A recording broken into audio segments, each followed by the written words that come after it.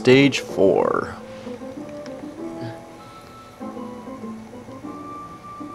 Stage 4 is a mix of coolness and anal rape.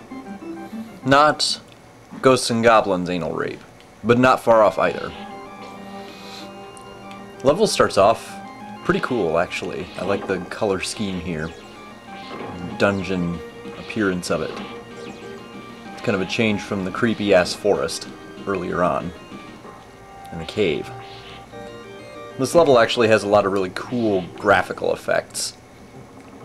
And unlike some games, it's not just a shameless plug for them to say, hey, buy the Super Nintendo. No. They're cool graphical effects put in with the game, like these skulls turning their heads. Nowadays, people would say, well, what's so special about that?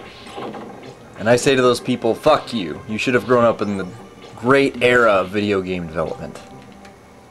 I know. There was the big Atari era.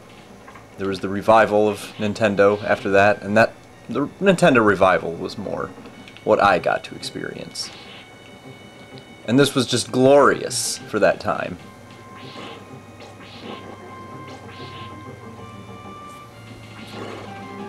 All those little things, even to this day, I appreciate because I was there when they were brand spanking fucking new. Look at that. I have to interrupt that. Right there, you would have to think that a spinning block that you have to immediately jump off of contains something of tremendous value, but no. If you jump down there and get it, it's a fucking dagger. It's an insult. And the game shamelessly puts it there to fuck you over. But this is Castlevania. And we have to love it anyway. And anyway, yes, the graphical effects, very cool. And still near and dear to my heart, having experienced them firsthand. Now this level's a little more unforgiving. A lot more pits. A lot more ways to happily fall into the pits to your doom. And really, really shitty checkpoints. You start all the way back at the beginning if you die here, as I recall. So you don't want to fall. And to jump onto those platforms is very tricky. I hadn't really quite got the hang of it. And I believe you want to hold up when you land on them. Now this guy's not necessarily that difficult. I just was frustrated from his level and really didn't want to put a whole lot of effort into his ass. But strike him, throw an axe, and you'll kill most of the falling rocks. It's pretty easy. In fact, you can generally just stand there and beat the shit out of him and be pretty comfortable throughout the battle. But if you're more strategic and you like to utterly crush your opponent, then there's the strategy. Here's another amazing graphical effect for its time. It didn't add shit. It was there just to be cool. Kind of like some stuff coming up, but my god did it work at being just cool.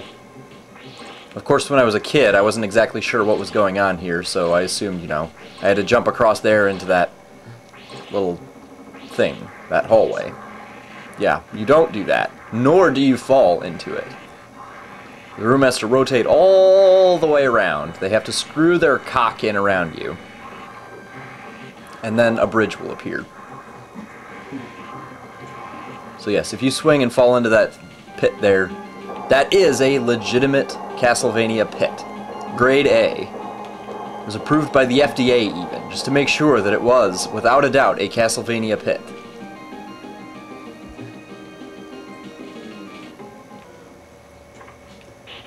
Yes, I know the FDA is the Food and Drug Administration. But Lord knows, they don't just do that, do they? Another wonderful... this whole level is just full of flashy shit to show off what the Super Nintendo can do. But that has some obvious drawbacks. One, the slowdown you're seeing is legitimate Super Nintendo slowdown. And that can very easily kill you. Interferes with your reaction time.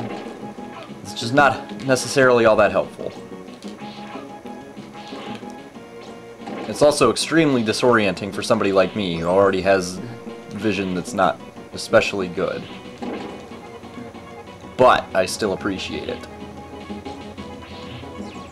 especially the fact that guys will pop out of that spinning background. This, however, I didn't appreciate. In fact, I got a bit lost here. It had been so long since I played this I wasn't quite sure where I was going. Certainly wasn't there. Thankfully, I did not die, although I came very close. Yes, if you are crushed by those blocks, you will die. Make no mistake. Once again, never, ever, ever forget that you are playing Castlevania.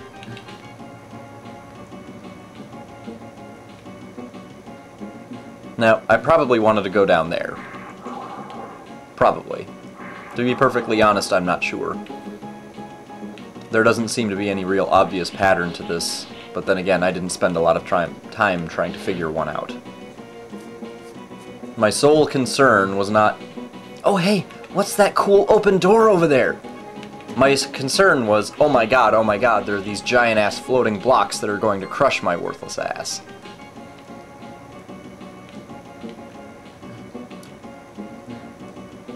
So,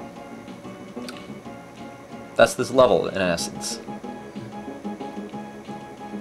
There's not too much more to say. It's kind of a pain in the ass, but it is cool. If you notice in the background, that's basically the same background, for all intents and purposes, as the third level in the original Castlevania, the Aqueduct. Nice little continuity there. And I always appreciate continuity.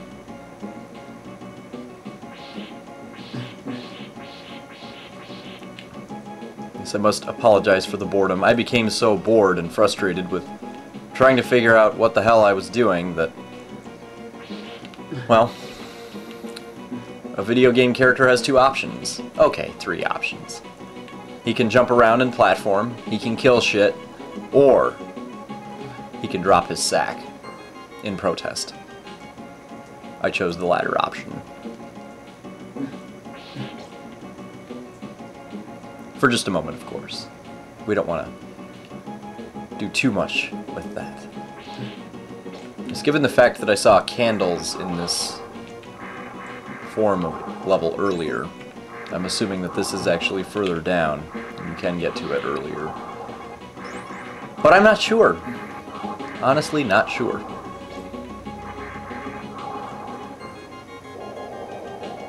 Here, just run like a little bitch. Shouldn't even be any question what a spike will do to you in this game. Not even just this game, any Nintendo game. If there's a sharp object aimed for your crotch, there should be no question what's going to happen. It's just common old school video game sense.